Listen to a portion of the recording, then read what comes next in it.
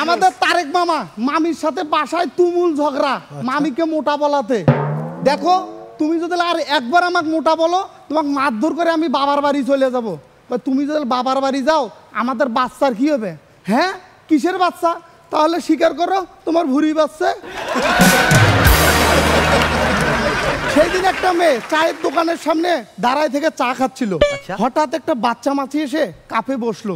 মেয়েটি না দেখেই বাচ্চা মাছিটাকে গিলে ফেললো। একটু পরে বাচ্চা মাছিটার বাবা এসে এমন একটা কথা বললো, মেয়েটি মাথা ঘুরে পড়ে গেল। কি বললো? বাবা এসে কি বলেছে? আপা, আপনার পেটে আমার বাচ্চা।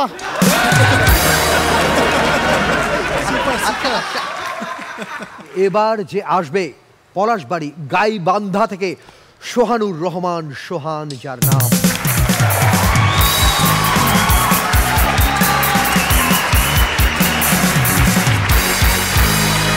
আসসালামু আলাইকুম। রাবার ব্যান্ড রবি ভাই। হ্যাঁ আমিন ভাই, বিবাহিত পুরুষ কতটা অসহায় তাদের দেখলেই খারাপ লাগে। তারা রাগ করলেও বাবার বাড়ি যেতে পারে না। গরু শুকিয়ে যাওয়া গোবর আর আমাদের মেন্টর তারেক মামার মধ্যে মিল কোথায়? একটা ঘুটে আর একটা ঘুটঘুটে। আমাদের মিরু ভাই সেদিন গরু নিয়ে গেছে ডাক্তারের কাছে। ডাক্তার বলছে, কি মিরু, তোমার গাভীর কি সমস্যা? ডাক্তার সাহেব ওটা গাভী নয়, ওটা সার। কালকে রাতে এমন জায়গার 4টে মৌমাছি কামড় দিছে, দেখে মনে হইতেছে গাভী।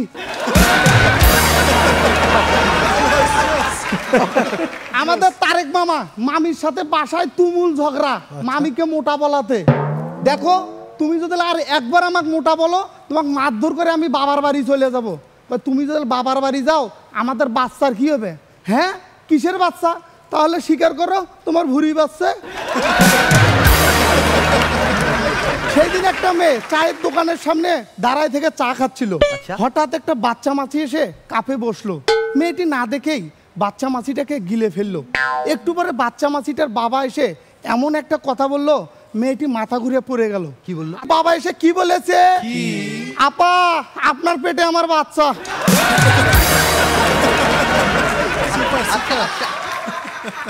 আমাদের রনি ভাই সেদিন আমার কাছে বলতিছে, সোহান, গাইবান্ধা থেকে এমন একটা গাই কিনেতে ভাই, যেটা সকালবেলা 10 লিটার দুধ দিবে, বিকেলবেলা 15 লিটার দুধ দিবে। মানে ভাই, এই গরুটাই আপনার জন্য। এইটাই সকালবেলা 10 লিটার দুধ দিবে, ভালো খাওয়াইলে বিকেলবেলা 15 লিটার দুধ দিবে।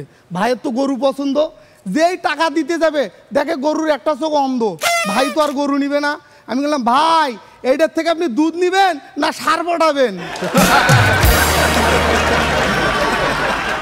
আমাদের জাহাঙ্গীর ভাই অনেক কিপটে মানুষ, অনেক কষ্ট মষ্ট করে 10 বাড়ি দেখে আবার করলো বিয়ে। বিয়ের পরের দিন তুষার ভাই বলতিছে, কিরে জাহাঙ্গীর, তুই বলে আবার বিয়ে করলি? কয়, ভাই গরিবের আর বিয়ে কোনো মতো 4খান পাও 1খানে করছি।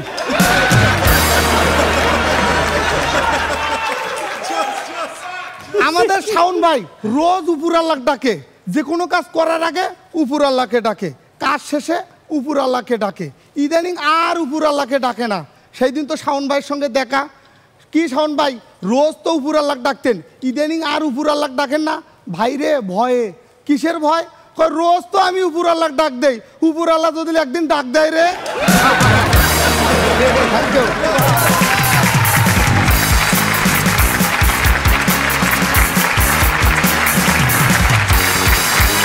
আবার যেটা সবচেয়ে ভালো লেগেছে, বাড়ি গাইবান্ধা, এই কারণে অনেকগুলো কন্টেন্ট কিন্তু গাই নিয়েছিল। ভাই আমি গাই নিয়ে 50টা জোকস লিখছিলাম। হ্যাঁ, শাওন ভাই 30টা কাটিয়ে দিছে, মিরু ভাই 10টা, তারেক মামার 10টা, ইস্তিয়াক ভাই 5 থেকে দিছে। কিরে, তোরা আজকে কুরবানি ঈদের দিন নাকি? আচ্ছা, গাই নিয়ে 50টা, আর সার নিয়ে কয়টা?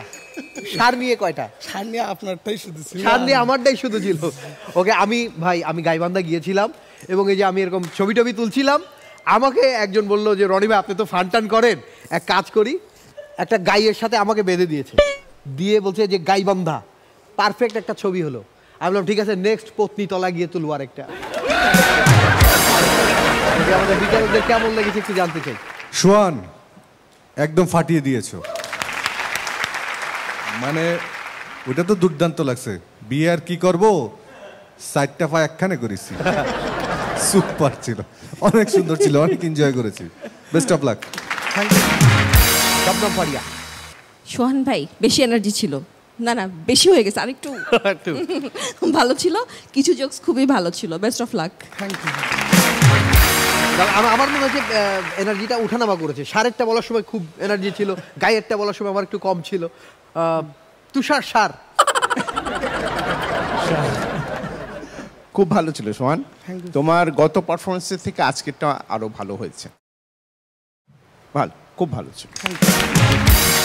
ওকে, অনেক অনেক ধন্যবাদ সোহানুর রহমান, সোহান ভাই।